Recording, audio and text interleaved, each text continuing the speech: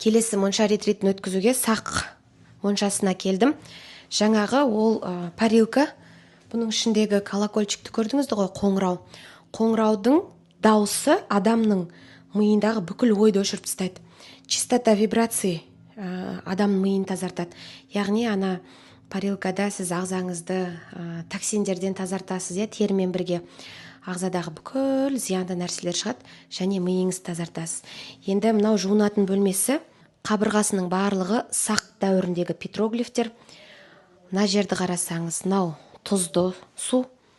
Бұл жерде тұзды суға түсіп, тұздың қасиеті барын білесіздер ғой, тұздан тазарасыздар. Мына парилканың ішіндегі қабырғаның барлығы таза қамыстан жасалған. Дышащий парилка дейді ғой. Мына жерінің барлығы таза қамыс. Моншаның иісі бөлік. Бер жаққа келсек, мынау біздің отырыс өткізетін орнымыз. Мынау міне өмір ағашы. Бұл ағашқа 700 жыл болған. Сырты өрнек петроглифтермен әрленген. Мынау мінекей сақтардың дәуіріндегі мифологиялық жануар грифон. Грифонның бас сүйегі бейнеленген, мамонттың сүйегінен жасалған аса таяқ. Бұл жердің үстелі, орындықтары түгел ерекше. Кәдімгідей бойыңдағы қазақи рухың оянады.